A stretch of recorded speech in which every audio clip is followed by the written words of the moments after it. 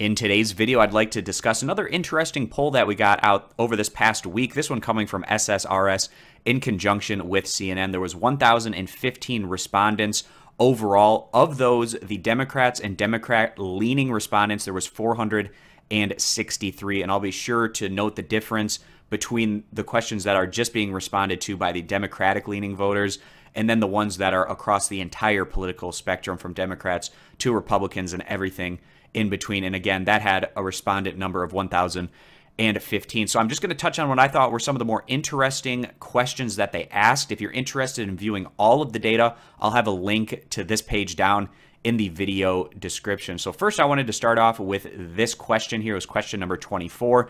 And the Democrats and Democrat-leaning voters, who would you support in the Democratic nomination process for president in 2020? And Joe Biden doing quite well for himself here in a pretty distant first place here at about 30 percentage points overall. And then 2 and 3 behind him, a bit of space, but Bernie Sanders, number 2 at 14 percentage points, and then Beto O'Rourke at 9 percentage points. Now, I'd say at this point in time, based on the data that we've been seeing, if Joe Biden decides to run, he'd probably have to be considered the odds-on favorite just based on obviously his polling numbers at this point, but I don't think it's necessarily a lock if he did decide to run because he's not necessarily the greatest campaigners. And those that are 2 and 3 on the list with Bernie Sanders and Beto O'Rourke have both proven to be tremendous campaigners that can obviously help running up to the election cycle, but also just in terms of fundraising, Bernie Sanders and Beto O'Rourke have shattered records in terms of those small dollar donations in their respective races that they've run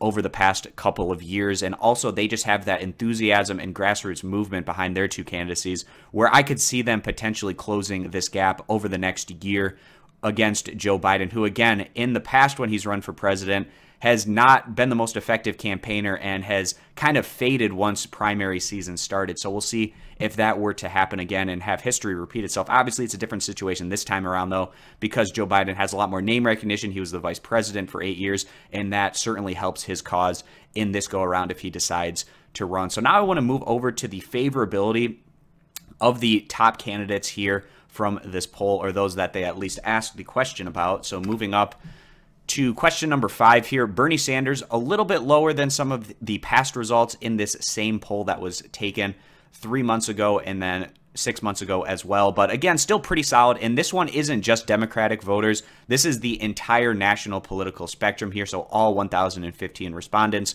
Bernie Sanders at 51% favorable, 35% unfavorable, a positive spread of about 16 percentage points. And it's actually pretty similar to the numbers that we're getting from Joe Biden, who across the national spectrum here is at 54% favorable and 29% unfavorable. And now I want to wrap up the favorable section again with some of the lesser known candidates in comparison to Sanders and Biden. So Elizabeth Warren here, nationally 30% favorable, 32% unfavorable. Not a great position for her to be in. Underwater in terms of her favorability numbers at -2 percentage points.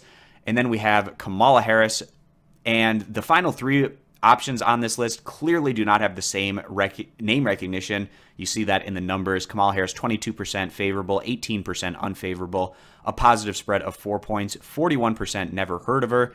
Cory Booker, similar numbers to Kamala Harris, 24% favorable, 23% unfavorable, a positive 1% spread with 36% of people having never heard of him.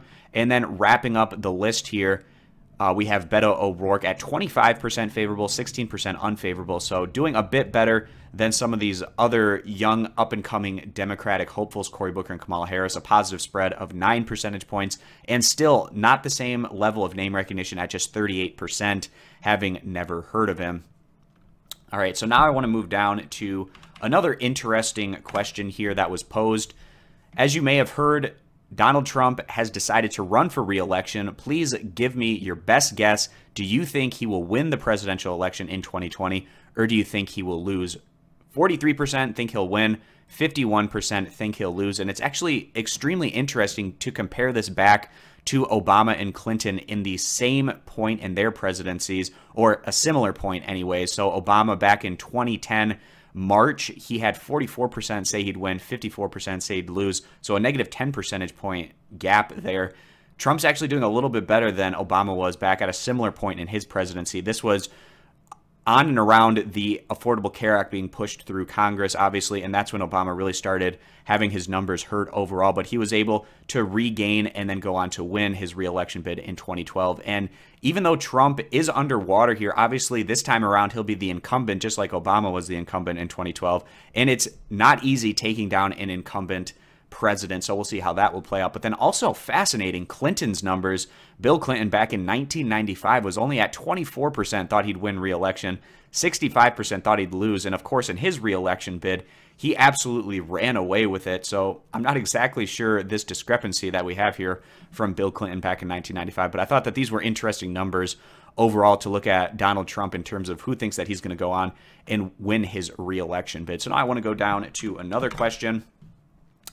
And these are the demographic makeup of the favorability numbers that we were getting. So it's some interesting stuff here. And I'll just touch on the top three candidates, Bernie Sanders, Joe Biden, as well as Beto O'Rourke. So starting out here with Bernie Sanders, we hear this narrative in the media that he has a minorities problem and a women's problem, but that's just not the case in terms of his overall numbers, because we look here, favorable opinion, 45% of men have a favorable opinion of Bernie Sanders compared to 42% who don't. So he has a positive 3 favorability amongst men, but amongst women, 56% favorable to just 29% unfavorable. When you hear in the media that Bernie Sanders doesn't do well with women, that's clearly not the case, at least in terms of his favorability amongst men and women in particular. But then also taking a look at white voters, we also hear this narrative that Bernie Sanders does really well with white voters, but not so much with minorities. And here the data is saying amongst white voters, he has a 47% favorability compared to a 42% unfavorable, so positive 5% spread.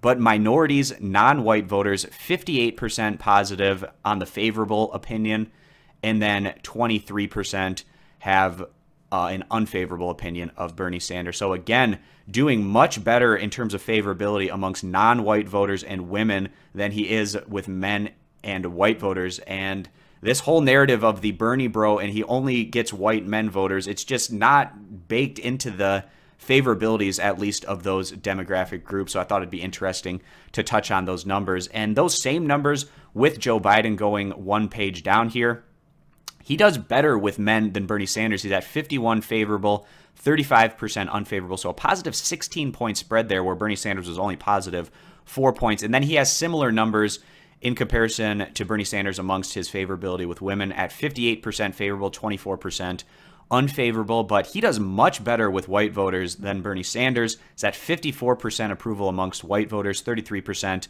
unfavorable, and then slightly worse in terms of non-white votes, again, in comparison to Bernie Sanders. And then I also want to touch on Beto O'Rourke's numbers.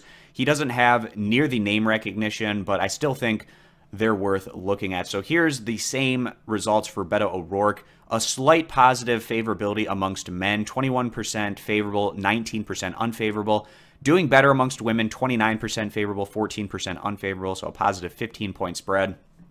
And then amongst white voters, 27% favorable, 19% unfavorable, and non-white voters, 23% favorable, 12% unfavorable. Now I'd like to take a look back at some of the data that's available to us of the respondents who gave an answer to who would you support in a 2020 Democratic presidential nomination primary. And it's actually a little bit interesting in terms of Bernie Sanders and Beto O'Rourke specifically. But to start off with Joe Biden, it's pretty much the same across the board where he has 30% from men, 29% from women, and 30% from white people. But Bernie Sanders at 14% overall, but only 11% of that coming from the white vote. And his numbers are the exact same as Beto O'Rourke's in terms of his support amongst white voters. But Bernie Sanders is actually getting a big boost here, primarily, obviously, from non-white voters, which isn't available for whatever reason. But that's definitely boosting Bernie Sanders' overall numbers, the fact that he's only getting 11% of the white vote, but overall he's at 14%, while Beto O'Rourke is at 11% of the white vote, but he drops down to just 9%, which means that he's not doing all that well amongst minority voters, for instance. I thought that was kind of an interesting little factoid in terms of comparing the demographics of the top three candidates. But that's all I wanted to go over in this interesting poll. And again, guys, if you're interested in viewing all of the data yourselves, I'll have a link down in the video description. Consider subscribing for more, and I hope to see you guys back here for my next video.